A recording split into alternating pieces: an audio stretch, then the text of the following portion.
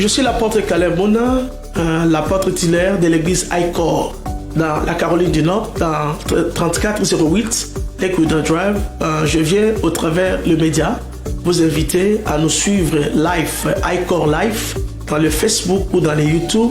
Et si vous avez aussi le temps, passez nous visiter. Nos cultes se tiennent le dimanche de 9h30 à 11h, le culte anglais, et de 11h30 à 13h, le culte de français. Vous serez la bienvenue pour être aussi bénéficiaire de la parole, de la révélation que Dieu a mis parmi ses serviteurs qui nous prêchent la parole à l'église.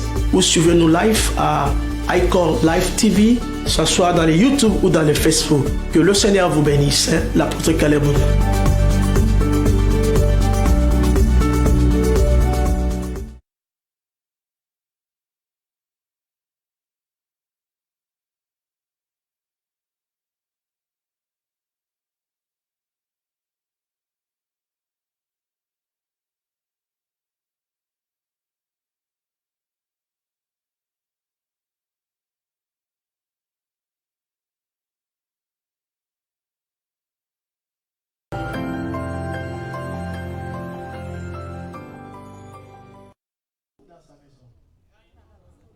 Ce qui se passe dans la présence du Seigneur, c'est ce que aussi ta foi dit à partir de la maison. Je dis, quand je vais aller à l'église, quand Dieu va prêcher, je sais que Dieu me parlera. Il y a des choses qui ne se font pas parce que tu ne viens comme le Christ était un accident. Or, Dieu doit voir sur ton expectation quand sa parole passera. Parce que la parole de Dieu a tout ce dont tu as besoin pour trouver la solution. Voilà pourquoi il y a la foi qui doit venir de ta maison. Pendant qu'on sera en train de chanter, pendant que je vais écouter la parole, pendant que le pasteur David va s'élever, pendant que l'évangéliste Chibam va s'élever, pendant que le Oshito sera en train de chanter, il y a des choses qui ne vont que Dieu va répondre à ton expectation. Mais lorsque nous venons comme tous les dépens que de Dieu, ce n'est pas comme cela. Dans le royaume, Dieu travaille avec nous, pas pour nous. Voilà pourquoi il y a des choses que nous devons déterminer nous-mêmes. Nous allons nous lever. L'homme de Dieu, le pasteur Jérémie, c'est lui qui va nous parler de la part du Seigneur. Parce que être qui béni soit celui qui vient au nom du Seigneur. On va acclamer le Seigneur par la vie.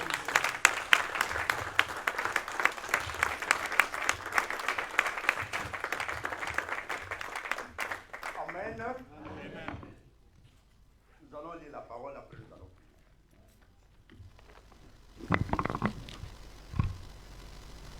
Nous sommes ce matin, on a toujours tendance de lire ce matin, mais je ne sais pas, il est déjà 12 heures, je pense. Nous allons lire la parole de Dieu. Excusez-moi, j'emprunte un peu les yeux quelque part.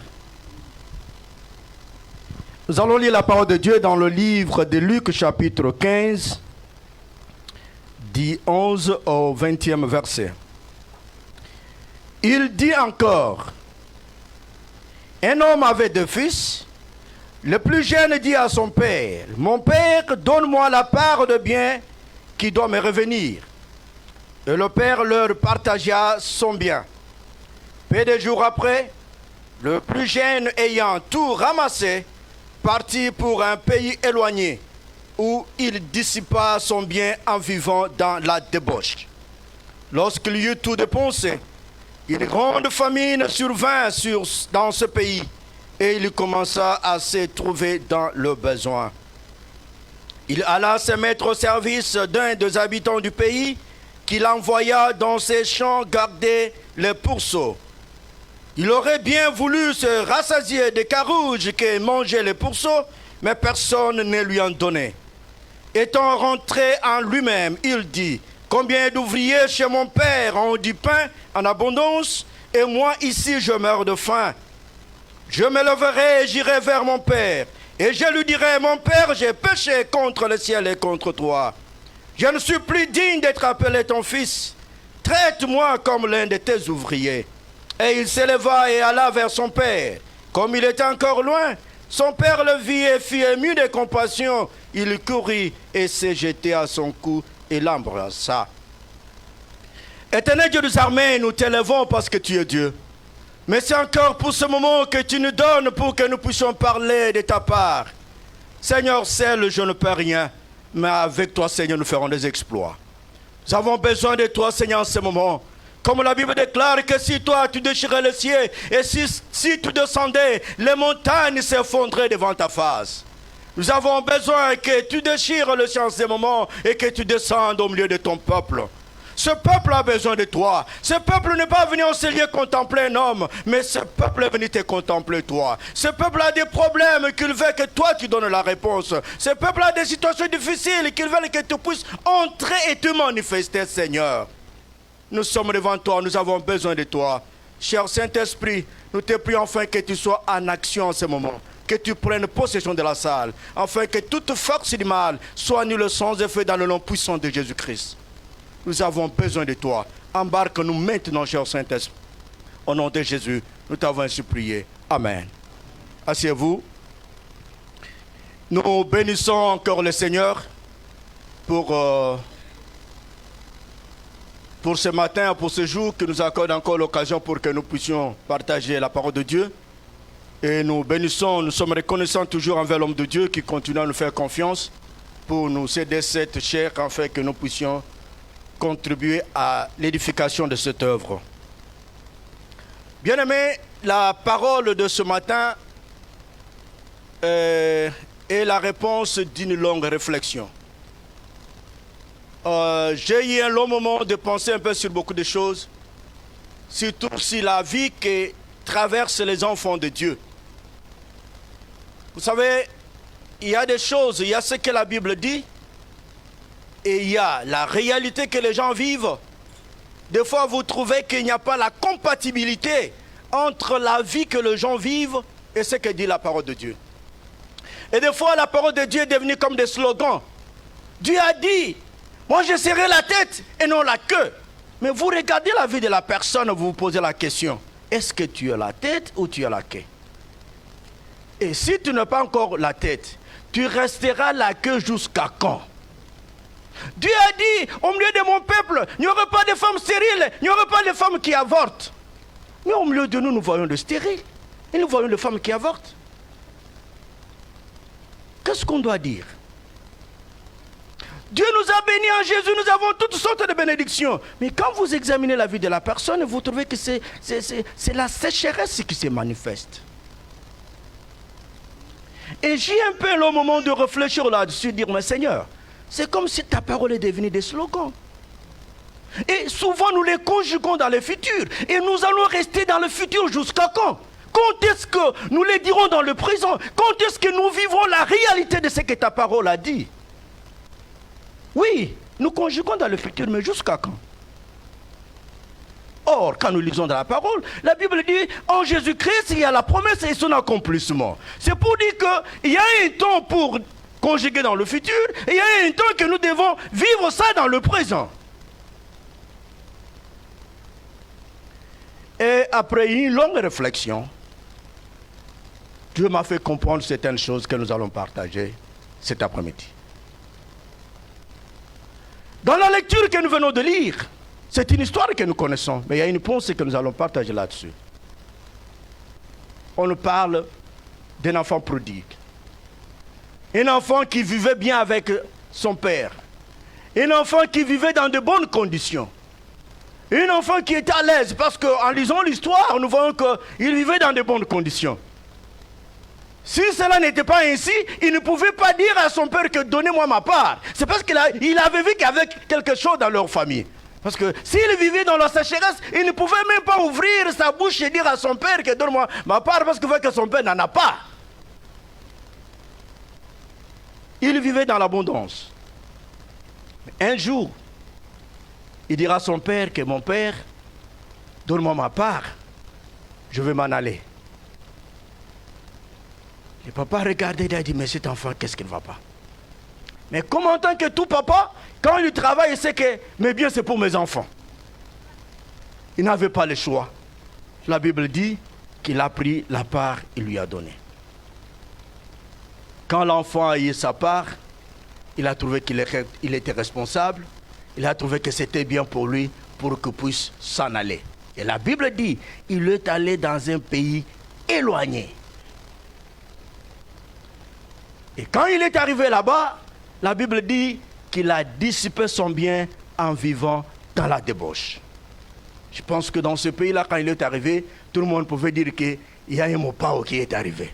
Il pouvait faire tout ce qu'il pouvait. Et je pense que comme il vivait dans la débauche, je ne sais pas s'il sautait avec combien de femmes par jour. Et là, je sais que même toutes les femmes, ils pouvaient se dire que non, il y a mon père qui est venu quelque part. Si vous allez là-bas, vous aurez ce dont vous avez besoin. Ne sachant pas qu'un jour, la famine s'abattra. La Bible dit qu'il avait tout dépensé. Après avoir tout dépensé, il y a eu la famine dans ce pays. Il a commencé à souffrir. Il a commencé à souffrir. Dans sa souffrance, il est allé se faire engager quelque part. Là où il devrait garder les porcs, le pourceau. Et en lisant bien l'histoire, c'est comme si cette porcherie n'était pas dans la ville. C'était un peu éloigné quelque part. Et là où il est allé, la Bible dit, je ne sais pas même si on le paye ou pas. Parce qu'il dit qu'il voulait se rassasier même du carouge, de la nourriture des porcs. Mais on ne lui donnait pas la permission. Imaginez-vous un enfant qui vivait dans de bonnes conditions, mais il se rabaisse un jour en cherchant à manger même ce que mangeaient les porcs. Est-ce que vous imaginez? Quelqu'un qui vivait dans de bonnes conditions, qui mangeait à sa faim, qui voyait que dans notre famille, ça va. Nous avons autant d'histoires. Mais un jour, il se retrouve dans des conditions où il voulait se rassasier du carouge. Et la Bible dit, on ne lui donnait même pas la permission. C'est comme pour lui dire que toi, faites attention, si tu touches là-bas, tu dois perdre ton emploi. Et la Bible dit un jour, étant revenu à lui-même, il a dit non, cette situation ne doit pas continuer comme ça. Cherchait à manger même les carouges. Et je ne sais même pas où est-ce qu'il dormait. Je ne sais pas. Il a pris la décision, il a dit non. Dans la maison de mon père, même les ouvriers qui sont là, mais ils mangent bien. Mais comment moi je peux vivre dans des conditions comme ça? Il a pris la décision pour rentrer vers son père. Et quand il est allé, derrière de lui-même, il avait déjà une décision. Il a dit, j'irai à mon père. Je dirai à mon père, je ne me traite plus encore comme ton enfant. Que je sois même parmi l'un de tes ouvriers, pourvu que j'ai du pain à manger et que j'ai un endroit à dormir. Et quand il est allé, son père l'a reçu et on peut lire la suite. Alléluia. Cet enfant est arrivé à vivre cette expérience à cause d'un regard que j'ai qualifié un regard orgueilleux ou un faux regard. Voilà pourquoi j'ai intitulé le sujet de ce matin que l'homme, l'obstacle à sa propre destinée. Vous savez, quand nous lisons la Bible nous parle d'une bonne destinée que Dieu prépare pour ses enfants. Et cette destinée, ce n'est pas au ciel, c'est sur la terre des hommes.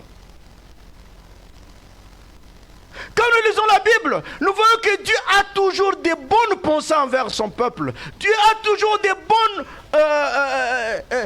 préparations pour son peuple. Dieu a toujours un bon plan pour son peuple. Mais l'homme n'arrive pas à se réjouir de ce plan de bonheur. Pourquoi? Parce que l'homme lui-même se met des barrières dans sa vie. Je ne sais pas, qui peut me dire ça en anglais? L'homme, l'obstacle à sa propre destinée.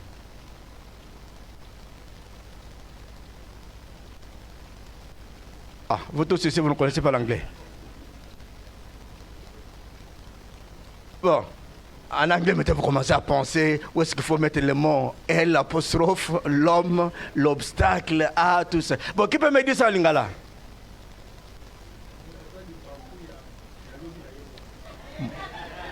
Mutoaza libaku ya lobi na yemoko. Qui peut dire ça encore en d'autres termes? Comprenez ce que vous avez compris. L'homme, l'obstacle à sa propre destinée. C'est pour dire qu'il y a une bonne destinée que Dieu a préparée pour l'homme, mais l'homme lui-même se barricade la route. L'homme lui-même se crée les problèmes. Et j'ai eu le temps de réfléchir ensemble avec le Saint-Esprit. J'ai compris que plupart des souffrances, plupart des difficultés que l'homme est en train de traverser sur cette terre des hommes, 80%, 90%, c'est l'homme lui-même. C'est l'homme lui-même. Vous allez le comprendre tout au long de cet exposé. C'est l'homme lui-même qui s'est créé lui-même des problèmes. Parce que quand nous lisons dans le plan de Dieu, Dieu prépare que de bonnes choses pour ses enfants. Dieu place que les bonnes choses devant ses enfants. Il dit même que devant toi, il y a la mort et la vie. Il y a la bénédiction et il y a la malédiction. Mais je te conseille de choisir la vie. Je te conseille de choisir le bien. Je te conseille de choisir la bénédiction. Dieu conseille à l'homme. Parce qu'il veut que l'homme soit bien. Mais quand l'homme fait le choix, il choisit ce qui est beau à ses yeux. Plupart des difficultés, bien aimés, bien que des fois on n'arrive pas à reconnaître que non, cette souffrance ici c'est moi qui suis à la base. Non. Nous voyons que les sorciers, nous voyons que les démons, nous voyons que le diable, nous voyons que Dieu qui ne m'aime pas. C'est rare pour que l'homme puisse se rendre compte que je suis à la base de ma souffrance. Cet enfant vivait dans de bonnes conditions. Qu'il avait dit que demain était bien pour aller là où il était parti. C'est lui-même. Est-ce que vous allez me parler qu'il y avait un sorcier de sa famille qui ne voulait pas qu'il soit là-bas et ce sorcier-là, il venait lui dire que non, va demander le bien et va. Je ne sais pas. L'homme régénéré, l'homme restauré par le Saint-Esprit, il ne faut pas toujours voir que non, c'est les démons qui font ceci, c'est les diables, c'est les sorciers. Non, tu as la divinité dans ta vie. Tu as la divinité dans ta vie. Ce n'est pas pour rien même que la Bible dit que ce que vous lierez sur la terre sera lié au ciel. C'est parce que nous avons le pouvoir. C'est parce que nous avons le pouvoir. L'homme régénéré par le Saint-Esprit a la divinité dans sa vie. Des fois, tu n'arrives pas à te reconnaître parce que tu es limité un peu des fois dans ton expérience. Mais ceux qui ont l'expérience de rencontrer les gens qui ont pratiqué l'occultisme, ils peuvent vous dire la façon dont ils voient les enfants de Dieu. Les enfants de Dieu, ce sont les gens à respecter. Ils ont peur des enfants de Dieu. Même quand ils le rencontrent comme ça. Des fois, toi-même, tu ne sens rien. Mais lui, quand il te regarde, il dit non, cette personne-là, je ne peux pas passer à côté de lui. Mais toi-même, tu marches là en désordre, tu ne sais même pas ce qui se passe. Tu as la divinité dans ta vie. Cet enfant a pris une décision qu'il avait trouvé que c'était une bonne décision. Un regard envers soi-même. Il a trouvé que je conviens. Il a trouvé que je peux me diriger. Il a trouvé que je peux faire ça. Il a trouvé que je suis capable. Il a trouvé que je connais. Un faux regard. Et la plupart de gens souffrent à cause de ce faux regard envers soi-même. Vous savez, dans la vie, fournissons un effort de bien nous connaître. Je sais que nous venons d'une culture qui nous a causé un peu de tort quelque part. Vous savez, nous venons d'une culture qui dit, quand toi tu connais quelque chose, il ne faut pas dire que tu connais. Il faut attendre qu'une autre personne vienne te dire que tu connais. Mais moi, je me suis toujours posé la question, si la personne là qui doit me dire ne vient pas, quel sera mon sort? Oui. Vous savez, des fois les gens ne savent pas progresser, faire mieux dans leur vie parce qu'ils ne se reconnaissent pas. Ils attendent qu'on vienne le dire. Non, toi tu es intelligent, hein? Tu parles à l'école. C'est que dans ta tête, toi tu ne connais rien. Ah! Non, vraiment, de ce côté-là, notre culture nous a causé du tort. Si tu connais la mathématique, tu ne peux pas dire que je connais. Tu es orgueilleux. Il faut dire que je ne connais pas. Qu'une autre personne vient dire, ah, papa, toi tu connais la mathématique, hein? Mais si la personne-là n'est pas venue, c'est ça la question que moi je me suis toujours posée. Bien aimé, vous savez, si nous nous connaissons mieux, nous pouvons faire mieux. Parce que tu sauras tes qualités et tu dois profiter de tes qualités. Tu sauras tes défauts et tu dois chercher à éliminer tes défauts. C'est comme ça que l'homme doit vivre. Mais le mal est que tu demandes à quelqu'un, tu peux me parler un peu de tes qualités. Là toi-même tu vas découvrir. Mais je découvrirai ça quand? Avec le temps. Là, on a toujours donné raison à une coutume de chez nous qui disait qu'avant de marier ta fille, vous allez nous la donner, elle va en stage. Là, on doit l'étudier, examiner tout, après on doit donner la dot. Pourquoi? Parce qu'on ne la connaît pas, on doit aller l'étudier. C'est mieux, bien-aimé, de connaître tes qualités et tes défauts. Tes qualités, c'est une bénédiction que Dieu t'a donnée. Si tu ne sais pas en profiter, et tu attends qu'une autre personne vienne te le dire, c'est ton problème. Et tu entendras longtemps. Connais de quoi tu es capable à faire. Qu'est-ce que tu peux faire mieux? Il y a même dans les choses de Dieu aussi, il y a ceux qui ne savent même pas s'ils ont le Saint-Esprit ou pas. Il y a ceux qui ne savent pas même les dons qu'ils ont. Ils ne savent même pas ce que Dieu a mis en eux. Ils sont comme ça, ils attendent que les gens viennent dire. Mais vous attendez ces gens-là s'ils ne viennent pas, quel sera votre sort? Il faut avoir un bon regard envers soi-même. Je peux mieux faire ça. Même dans les choses de Dieu, je peux mieux faire ça. Même dans la vie sociale, je peux mieux faire ça. Ça doit t'aider à avancer. Est-ce que vous comprenez? Vous comprenez bien, mais j'ai toujours pris l'exemple de ceux qui sont fanatiques, excusez-moi. J'ai toujours pris l'exemple de notre frère Patrice Ngoï. Ma première fois de voir Patrice Ngoï, c'était en 92. J'avais eu peur de m'approcher de lui. Et celui qui était à côté de moi m'a dit, mais maintenant il a changé. Si tu l'avais vu au début, vraiment tu ne pouvais pas t'approcher de lui. Vraiment j'avais eu peur, parce que j'ai trouvé comme si, ça ne va pas. Je ne sais pas si vous comprenez. Mais cet homme-là a regardé, il a dit non. Dieu a mis quelque chose à moi, il faut chanter. Il a commencé à chanter. Les gens ont dit, ah, il a quelque chose. Et aujourd'hui, il est patron. Et vous savez, à son état, s'il était même un mendiant pour lui donner quelque chose, mais ça n'était pas, ça n'allait pas être facile. Ça, je vous dis, parce que moi, je l'ai approché et je me suis posé beaucoup de questions. J'ai dit, mais il a su ce que Dieu a mis en lui, il a développé et il est patron aujourd'hui. Il faut connaître la vraie version de toi-même. Est-ce que vous comprenez? Il faut connaître la vraie version de toi-même. Cet enfant, lui avait une fausse conception de sa vie. Il s'est jugé être capable. Il s'est jugé qu'il peut faire ceci, il peut gérer ses biens. Or, il ne se connaissait pas bien. Alléluia. Il a pris la décision de s'éloigner du Père. Bien-aimé, cette erreur, nous l'avons vu même dans le ministère. Quelqu'un qui prêche bien dans l'église, quelqu'un qui chante bien dans l'église, il dit non, au niveau où moi je prêche, je suis capable d'aller. Et au lieu de chercher d'aller en conformité avec son père, il dit non, d'ailleurs quand moi je prêche plus que mon père. J'ai l'onction, j'ai ceci. Il s'en va. Et là où il va, donnez-lui seulement une année et vous verrez la suite. Vous verrez la suite. Vous allez le trouver dans un coin de vendre ses savons et finir le ministère. Fini le ministère. Tout ça pourquoi un faux regard de soi-même. Un père, ce n'est pas quelqu'un qu'on doit s'éloigner de lui. Un père, ce n'est pas quelqu'un qu'on doit se séparer de lui. Le père, qu'il soit bon, qu'il soit mauvais, qu'il soit comment, il est père.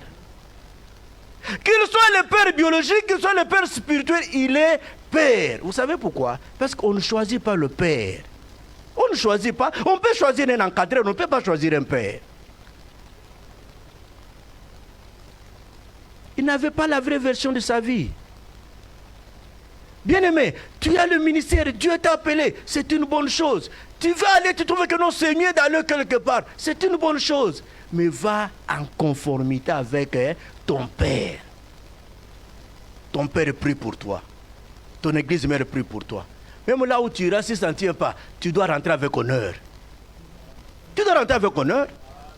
Père, j'étais parti, ça n'a pas tenu, je suis rentré. Viens, ta place est là. C'est tout.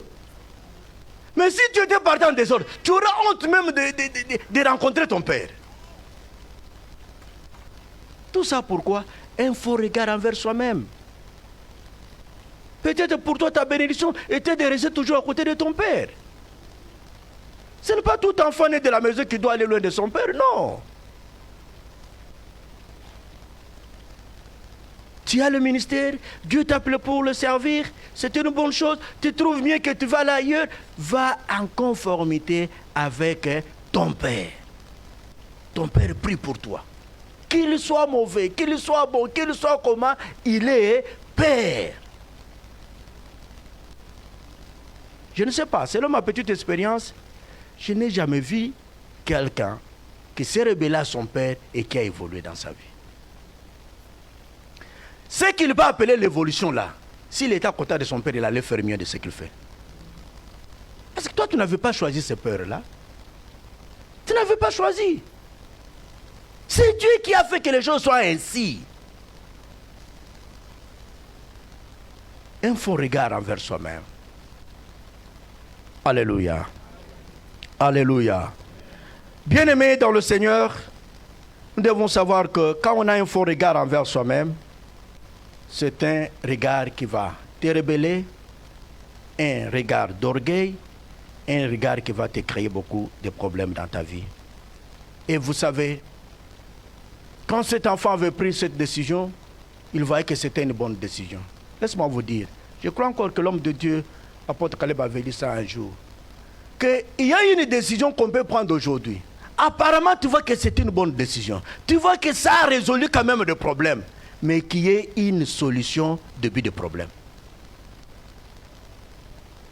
Est-ce que vous comprenez? Une solution que tu as prise, mais qui s'appelle solution début du problème. Quand cet enfant avait pris cette décision, il avait trouvé que c'était une bonne décision, mais c'était une décision début du problème. Nous devons être conscients et conséquents chaque fois que nous prenons une décision dans notre vie. Nous pouvons être vraiment tellement sérieux quand nous voulons prendre une direction dans notre vie. Aujourd'hui, la plupart des gens regrettent des décisions qu'ils avaient prises hier. Les gens sont tentés aujourd'hui de payer les conséquences de la direction qu'ils avaient prise hier. Voilà pourquoi il est tellement important, bien-aimé, dans ta vie, que quand tu veux t'engager à quelque chose, quand tu veux prendre une décision dans ta vie, réfléchis mieux. Cet enfant avait décidé d'aller loin de son père, mais il ne savait pas que c'était le début du problème. Je pense que dans sa tête, il ne s'imaginait même pas qu'un jour il pourrait manger les carouges. Il pourrait avoir même besoin de manger les carouges. Il ne pensait pas ça. Il n'avait jamais rêvé cela. Mais un jour, il s'est retrouvé, lui et les pourceaux en train de se précipiter les carouges. À cause d'une décision qu'il avait prise autrefois. Bien-aimé dans le Seigneur, c'est vraiment très important. Tu veux t'engager dans une chose, dans une situation, dans une alliance. Consulte Dieu. Qu'est-ce que la Bible dit? La Bible dit dans le livre d'Ésaïe chapitre 30, verset 1er, la Bible dit: malheur aux enfants rebelles qui prennent des résolutions sans moi.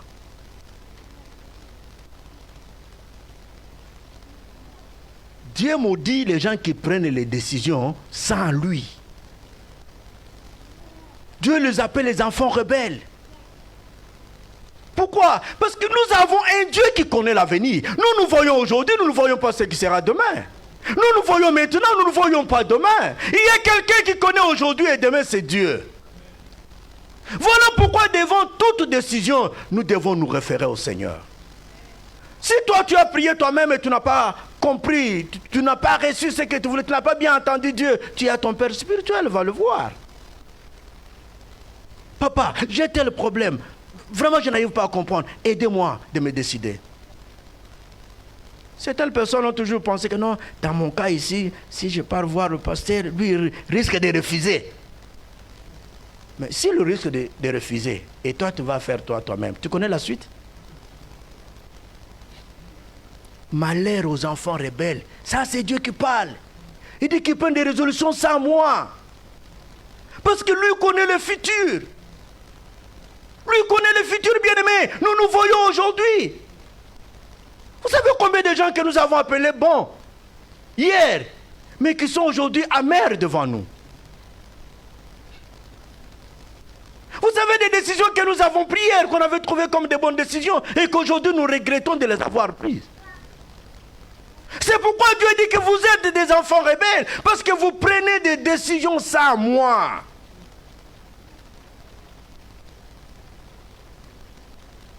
La plupart des gens vivent des conséquences de ce qu'ils avaient fait hier. Des conséquences des décisions qu'ils avaient prises hier.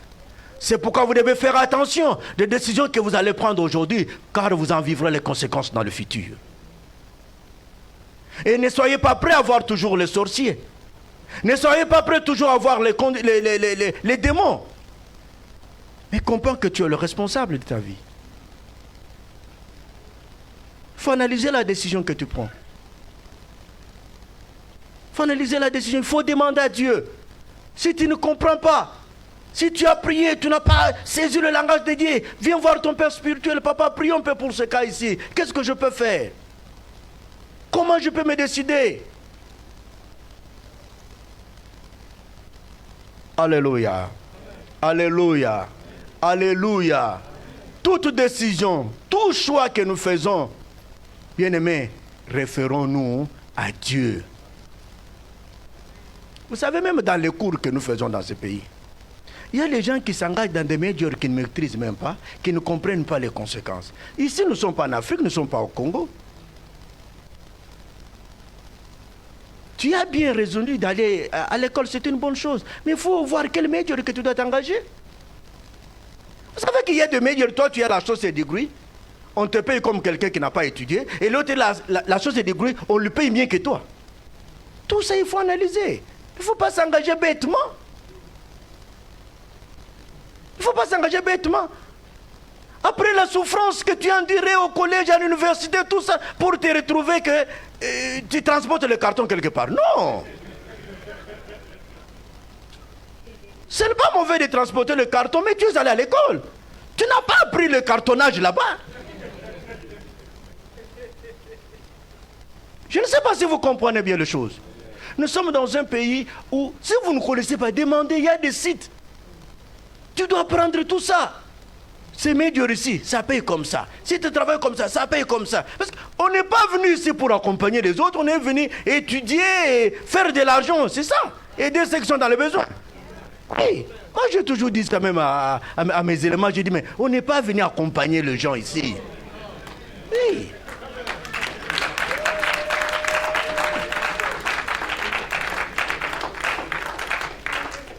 Est-ce que vous comprenez? Tu perds le temps en train d'étudier les devoirs, ça surchauffe la tête pour te retrouver avec un diplôme qui ne fait rien. Partout où tu passes, on n'a pas besoin de toi. Mais finalement, pourquoi moi j'ai étudié? Encore ce qui est plus fort, tu as pris les loans. Ah! Comment tu vas payer les loans là? Hein? Est-ce que vous comprenez bien, aimé? Ne faisons pas des choix bêtement. Oh, parce que je suis au collège. Au collège, tu fais quoi? Tu n'es pas au Congo, tu n'es pas en Afrique. Oui. Il y a les médias dès que tu as même ton association, c'est des groupes. Même un certificat, on a déjà besoin de toi. Il y a une dame avec qui nous travaillons là où je travaille. Je le vois, elle est en train d'arranger les cartons. Un jour, je cause avec elle, elle me dit non. J'ai les master degree. Je dis, oh, même vous les Américains aussi, vous ne raisonnez pas. Les master degree, tu arranges les cartons. Ah! Voyez les gens. J'ai dit, mais ça ne te gêne même pas de ramasser les cartons avec les master degree. Bien-aimés, nous devons réfléchir avant de prendre une décision. Nous devons réfléchir. Et le même passage bien dit, malheur aux enfants qui font des alliances sans me consulter, sans ma volonté. Des alliances sans Dieu, sans chercher Dieu. Tu veux t'engager pour te marier, c'est une bonne chose. Mais demande à Dieu. La femme là que tu vois là, la jolie là, tu ne la connais pas? L'homme là que tu vois là, les beaux là, tu ne les connais pas. Il n'y a que Dieu qui connaît les choses. Et vous savez, il y a une chose, je l'ai déjà dit un jour aussi quand je vais parler sur l'influence des contacts. Le corps humain est porteur soit de malédiction ou soit de bénédiction, tel que vous le voyez ici. C'est pourquoi vous verrez une autre personne bien habillée, tout ça, vous commencez à prier pour lui, il commence à agir comme un serpent. Mais où étaient ces esprits ici quand il marchait? C'est que c'était dans ces habits-là, vraiment. Le corps de l'homme est porteur soit de la bénédiction, soit de la malédiction. Est-ce que vous comprenez? C'est pourquoi il est important avant de bénir un couple qu'il passe à la délivrance. Parce que qu'est-ce qui se passe? Le diable connaît bien la Bible. Il dit qu'il sait que quand l'homme s'unit à la femme, ils deviennent un seul corps, une seule chair. Et pour lui, une seule chair ou un seul corps veut dire quoi? Les démons qui étaient dans l'un entrent dans l'autre. C'est pourquoi vous verrez certaines personnes avant le mariage, leur vie prospérer. Mais une fois, il s'est engagé avec une mauvaise personne, il est entré dans une mauvaise équipe, tout bloqué. Toute sa vie bloquée. Tout ça pourquoi? Il a reçu la transmission.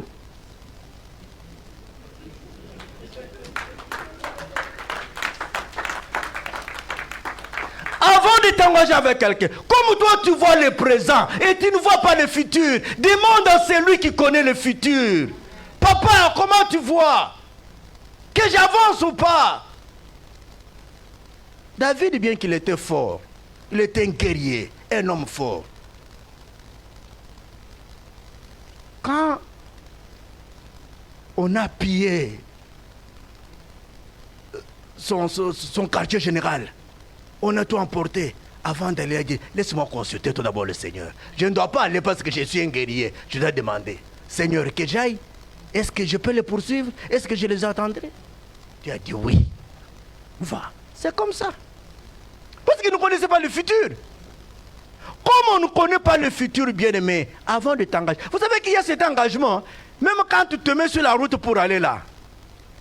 Dieu appelle les anges, il dit, Gabriel, venez, venez voir. Cet enfant-là, qui l'a envoûté pour qu'il prenne ce chemin-là?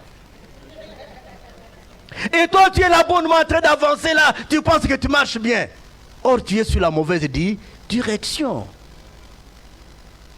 Oui. Les enfants souffrent, les gens souffrent aujourd'hui des engagements d'hier. Des engagements d'hier.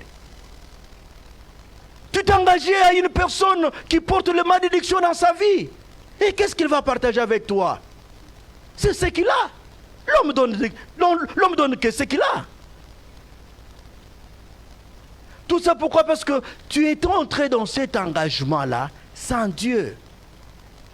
Tu es entré dans cette alliance-là sans consulter Dieu. Tu as refusé même de partager avec ton père spirituel. Papa, si je lui dis, lui risque de refuser mon homme. Hein? Laisse-moi aller seul. Je dois seulement l'informer. Comme tu dois informer, c'est bien. L'information, on l'écoute toujours. Or, il faut mettre Dieu au début. La Bible dit ceci, en Genèse. Au commencement, Dieu. Est-ce que vous comprenez? Au commencement, Dieu. C'est-à-dire quoi? Avant toute chose, il faut commencer avec les seigneurs. Parce que c'est lui qui connaît la route. Et c'est lui qui connaît là où nous allons. Mais si toi tu t'es engagé seul, tu te cries tellement intelligent, tu ne te connais même pas, tu te cries tellement sage, accepte de subir les conséquences. Accepte de subir les conséquences. Tu es allé entrer dans une maison déjà pillée. Accepte les conséquences. Ce n'est pas pour rien que Dieu se plaint. Il dit les enfants rebelles. Ils font des alliances sans moi, sans me consulter. C'est moi qui connais l'homme. Pourquoi vous faites des alliances sans me consulter, mes enfants? Est-ce que vous comprenez? Et le lendemain, quand tu vas commencer à vivre les conséquences, tu attaques les démons et les sorciers de la famille. Ça sont les sorciers. Je suis combattu, ma vie a été toujours combattue comme ça. Et qu'est-ce que la divinité a fait en toi? C'est que la divinité chez toi n'a rien fait. Alléluia. Est-ce que vous me comprenez bien? C'est avant de s'engager, faut chercher Dieu. Si toi, tu n'arrives pas à bien le saisir, demande à ton père spirituel. Il ne faut pas dire que non, papa doit refuser. Non, lui n'est pas là pour refuser, mais il est là pour t'orienter.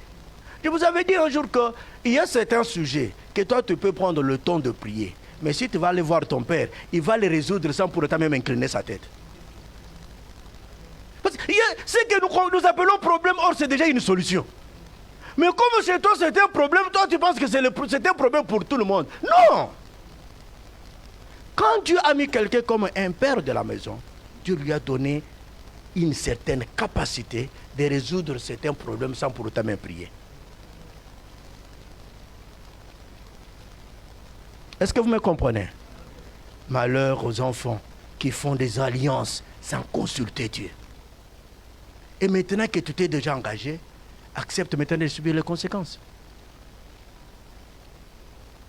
Accepte de subir les conséquences.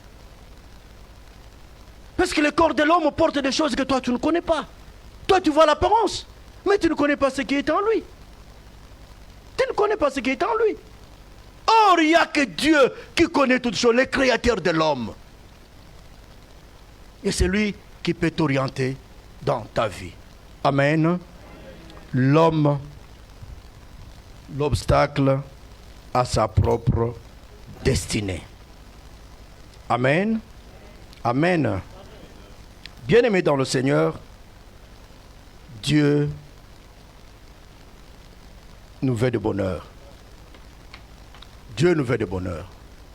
Mais l'homme, des fois, se complique lui-même.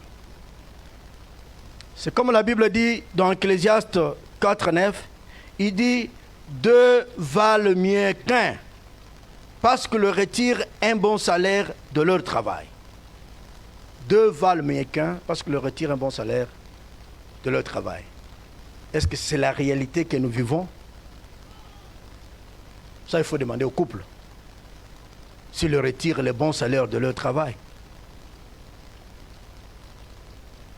Parce que selon la pensée de Dieu, et que deux valent mieux qu'un. Est-ce que le couple, vous valez mieux qu'un? Est-ce que vous retirez les bons salaires les bons salaires de votre travail? Tout ça pourquoi? Parce que l'homme est l'obstacle à sa propre destinée. J'aimerais que nous puissions lire, mettez-nous un peu le passage qui est dans le livre de Zacharie. Zacharie chapitre 14 verset 17. Et nous allons lire ça ensemble. Zacharie 14 verset 17. Peuple de Dieu, nous devons faire beaucoup d'attention chaque fois que nous voulons nous engager. Dans tout ce que nous pouvons faire, cherchons, mettons Dieu au commencement de toutes choses. Comme je vous ai dit que 80% de souffrance de l'homme, c'est l'homme lui-même qui est à la base. Il s'est engagé seul, il s'est donné seul, il n'a pas compris Dieu, il n'a pas obéi à ce que Dieu lui a dit. Et aujourd'hui, il paye les conséquences. Et comme il ne sait pas comprendre sa faute, lui attribue la faute là à une autre personne. Tout ça pourquoi? Parce qu'il n'a pas reconnu qu'il a mal fait. Comment? Vous n'avez pas encore trouvé Zacharie?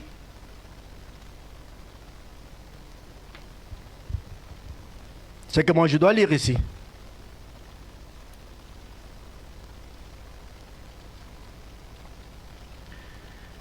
Oui, moi j'ai trouvé. Mais j'avais voulu qu'on lise ça ensemble. Ok. Nous allons lire, je compte 1 jusqu'à 3 et tous nous allons lire. 1, 2, 3. S'il y a des familles de la terre qui ne montent pas à Jérusalem pour se prosterner devant le roi, l'Éternel des armées, la pluie ne tombera pas sur elles. Alléluia. Est-ce que vous comprenez ce que Dieu veut nous dire là-bas? On parle de famille.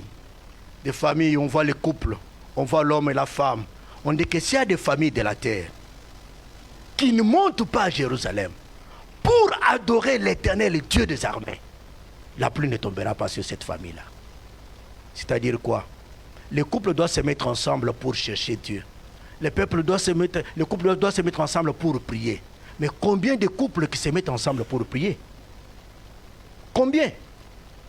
Bien qu'ils savent qu'ils ont la promesse qui dit que là où il y a deux qui s'accordent pour demander quelque chose, cela leur sera donné. Bien qu'ils connaissent bien la promesse là, combien de couples se mettent ensemble pour prier? La plupart des difficultés qui sont dans les couples, ce sont eux-mêmes qui sont à la base. Ce sont eux-mêmes qui sont à la base. Vous trouvez dans un couple où l'homme et la femme n'ont jamais prié ensemble. Des fois, si c'est l'homme qui commence avec l'idée, la femme lui dit que je suis fatigué, tu peux prier pour moi. Ou soit, si la femme qui a l'idée, l'homme dit que moi je suis fatigué, toi-même prie. Et ces gens ont besoin de la pluie dans leur maison. Ils ont besoin de la pluie dans leur foyer. Et vous attendrez longtemps. Vous entendrez longtemps. Un couple qui prie ensemble, un couple qui monte à Jérusalem pour adorer l'Éternel, le Dieu des armées, vous le verrez, c'est un couple stable. Et vous savez, un couple stable, il peut faire même $400 par semaine. Vous croirez qu'il faut même plus de $1000. Vous le verrez poser. Tandis qu'un couple qui n'est pas stable, même s'ils font $2000 par semaine, quand vous les regardez comme ça, vous voyez même l'instabilité sur leur figure.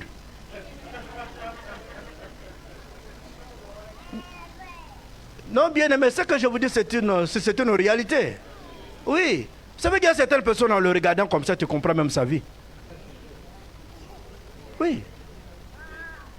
Il est tellement important qu'un couple monte à Jérusalem pour adorer l'Éternel, le Dieu des armées. Mais combien les font?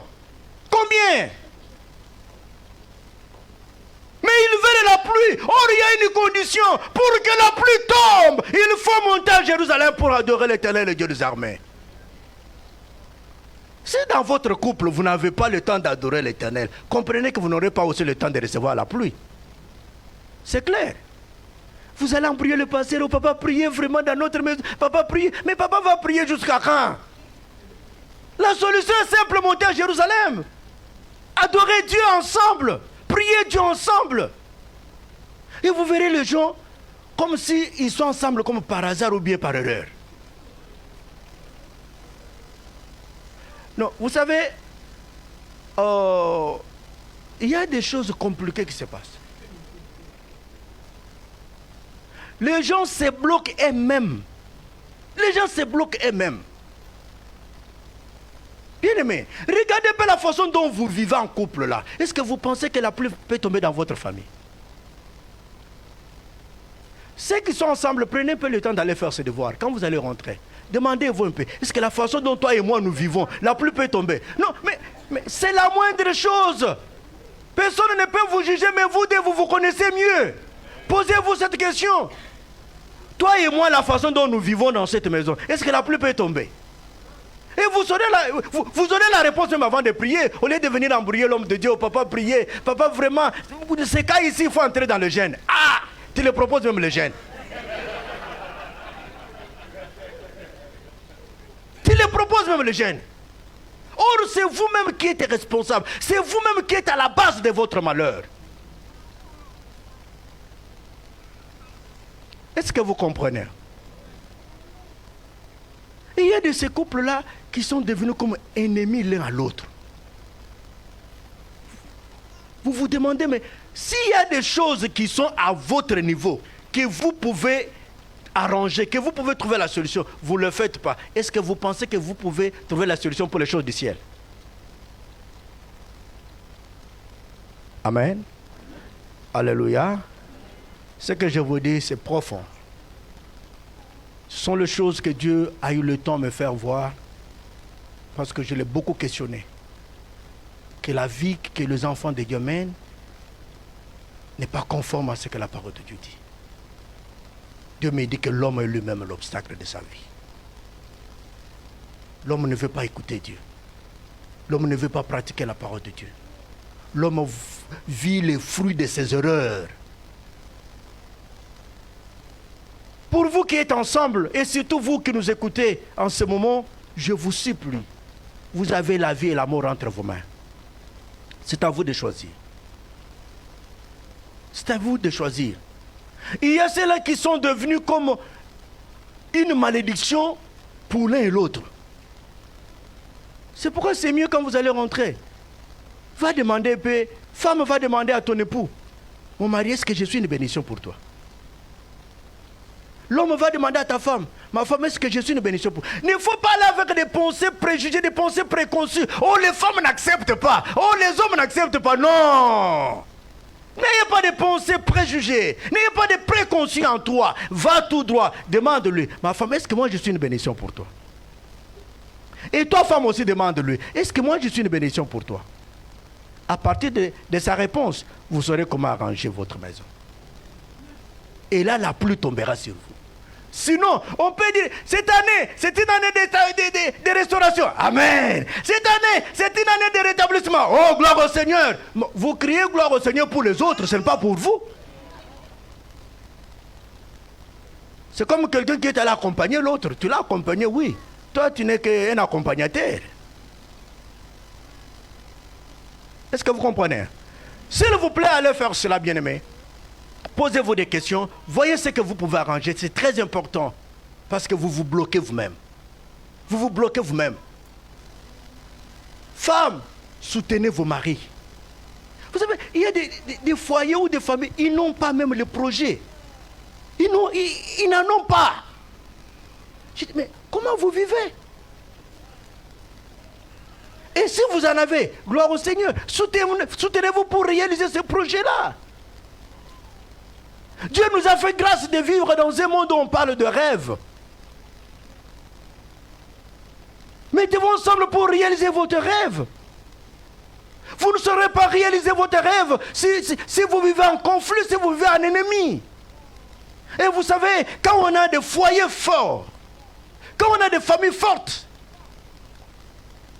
leur présence ici fera de cette œuvre une œuvre forte. Mais quand on a des foyers, des conflits, les gens qui ne s'attendent même pas, l'homme appelle sa femme démon, la femme appelle son mari démon. Vous comprenez? C'est comme si on fait une réunion de démons. Là, il faut chercher un prédicateur démon et un modérateur démon.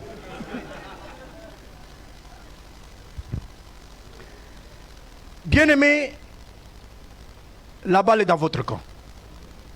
Moi, je fais que transmettre ce que le Seigneur m'a dit. Est-ce qu'on peut perdre la bénédiction? Les gens ont toujours dit que non, ce qui est à moi me suivra toujours. Ce qui est à moi me suivra toujours. Oui, mais comprends aussi qu'on peut perdre la bénédiction. Est-ce que vous comprenez? Tu peux perdre ce que Dieu a destiné pour toi. En Jérémie, la Bible dit, tu perdras par ta faute l'héritage que je t'ai donné. Par ta faute. Vous comprenez le langage de Dieu? Hein? Tu perdras par ta faute. Et Jésus, à son entrée à Jérusalem, la Bible dit, il a pleuré. Il a dit à Jérusalem, si tu connaissais le temps de ta visitation à Jérusalem, maintenant c'est déjà passé. Maintenant c'est déjà passé. Et la question qu'on peut se poser, quand on perd, qu'est-ce qui va arriver après? Là, il faut demander au Dieu le Père. Mais quand nous lisons la Bible, en Jérémie, la Bible dit, comme tu as perdu par ta faute, je t'asservirai à tes ennemis. Et Jésus dit à Jérusalem, comme tu as perdu ton temps de visitation, maintenant tes ennemis viendront sur toi. C'est ce que la Bible dit. Et une chose que nous devons retenir, c'est ceci. On peut perdre la bénédiction de Dieu tout en restant enfant de Dieu. Parce que les gens pensent que non, quand on perd sa bénédiction, on a abandonné la foi. Laissez-moi vous donner un peu de petits exemples. Prenons un peu un exemple terre à terre. Prenons l'exemple d'une femme. Une femme qui prie, qui demande le mariage. Qui demande de l'homme, tout ça, Seigneur, donnez-moi, Seigneur, donnez-moi. Seigneur écoute et lui envoie quelqu'un. Quand Dieu lui envoie quelqu'un, elle, à cause de ses convictions, ses décisions, ses pensées, ses raisonnements, elle dit non, cet homme ici ne me convient pas. Or, cet homme-là, c'est celui que Dieu a destiné pour son rachat. Elle refuse l'homme. L'homme s'en va. Ce n'est pas que la sœur l'a perdu la foi, non. Ce n'est pas qu'elle a perdu les dons spirituels, non. Mais elle a perdu l'homme selon le plan de Dieu. Vous connaissez l'histoire dans la Bible, je pense dans un cantique de cantiques, une femme qui attendait l'homme. L'homme est venu, l'homme toquait à la porte, elle dit non, j'ai déjà lavé mes pieds, je ne saurais pas descendre. Et l'homme, elle a attendu, elle croyait que l'homme allait continuer à toquer. L'homme a dit non, j'ai toqué autant, il faut que je puisse partir. La femme est sortie, elle a commencé à demander aux gens, est-ce que vous avez vu celui que mon cœur aime? Est-ce que vous l'avez... Quand j'ai lu cette histoire-là, ça me fait rire. J'ai dit c'est comme ça avec le chant. La bénédiction vient toquer à ta porte, toi tu ne sais pas la saisir et la bénédiction part. Et après quoi? Tu sors, tu commences à circuler sur la rue, demander même les passants. Est-ce que vous avez vu quelqu'un? Vous avez... Tout ça, c'est ce qui arrive. Quand tu perds cet homme-là, l'homme s'en va. Cela ne veut pas dire que tu as perdu la foi. Non, tu as perdu la personne que Dieu t'a envoyée, mais toi, tu gardes la foi. Attends maintenant, celui qui viendra, c'est alors que tu comprendras que tu es entré dans un engrenage.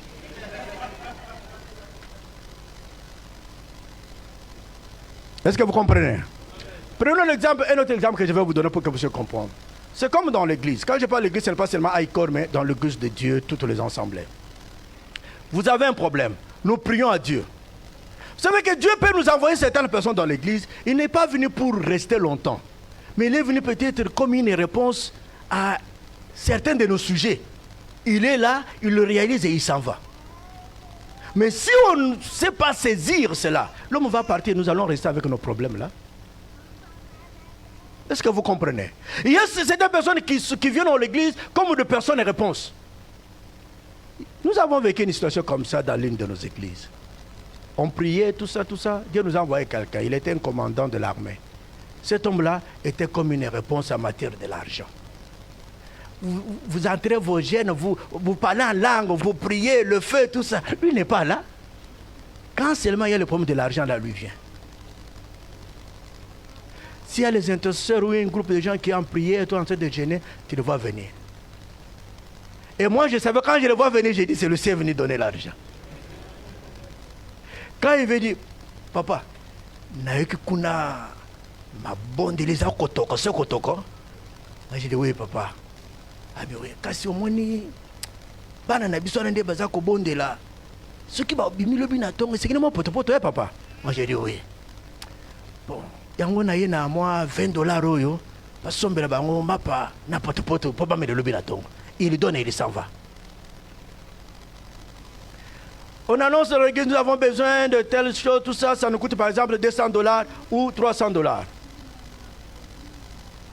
Quand lui vient, c'est pour papa. Nayoka baki elo comme photo somba il y a $300 les aboyé ah ngana ina moi 200 église abundana bakisa moi 100 il donne et il s'en va.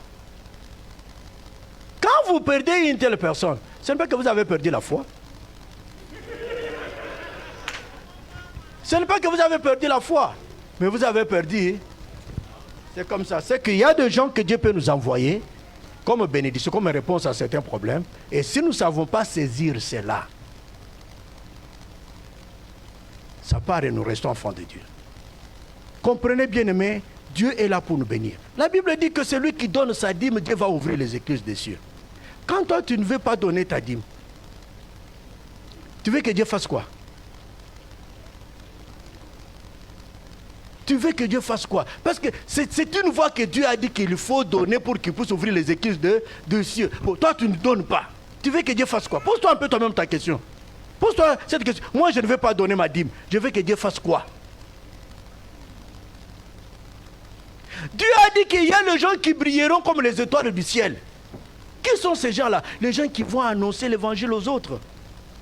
Mais toi, tu ne veux pas annoncer l'évangile aux autres. Quel genre d'homme que tu veux être dans le futur? Est-ce que vous comprenez? Et vous savez, bien aimé, j'aimerais terminer par là. C'est dans l'évangélisation qu'on veut vivre la puissance de Dieu. Une église qui n'évangélise pas ne vivra jamais la puissance de Dieu. Il y a la puissance qu'on peut parler, il y a la puissance qu'on peut vivre. Il y a certains charismes, tu peux les découvrir que tu en as que dans l'évangélisation. Tu peux savoir que tu as l'onction en toi, c'est dans l'évangélisation. L'église peut se découvrir, une assemblée comme nous sommes ici, peut se découvrir qu'en évangélisant. Si on n'évangélise pas, la puissance de Dieu restera que dans la bouche, dans le parler. On ne le vivra pas. Parce que comme l'évangélisation est une puissance de Dieu, Quand vous évangélisez, c'est alors que vous allez vivre la puissance de Dieu. Quand vous évangélisez, c'est alors que Dieu va vous ouvrir les yeux. Tu te retrouves un jour devant quelqu'un, toi tu le parles d'évangile, or c'était un occultiste. Au moment que tu parles, la personne fait les dédoublements, tu le vois en face, il est derrière toi pour t'envoûter. Et Dieu t'ouvre les yeux. Il te fait voir que la personne qui est devant là, il s'est déjà dédoublé, il y a encore une autre derrière. Et au nom de Jésus, tu ordonnes à celui qui est derrière, tu le ramènes devant et l'homme tombe et commence à confesser le nom de Jésus. Ce sont les choses que tu peux vivre seulement quand tu évangélises. Comment tu sauras que tu peux dégager une puissance en toi si tu n'évangélises pas? Ce qui est les choses pour le vivre, il faut être dans la boîte. Il faut appliquer la parole de Dieu. Je ne sais pas si vous avez compris. Levez-vous, nous allons prier. Je sais que j'ai débordé le temps, mais levez-vous, c'est important que je termine.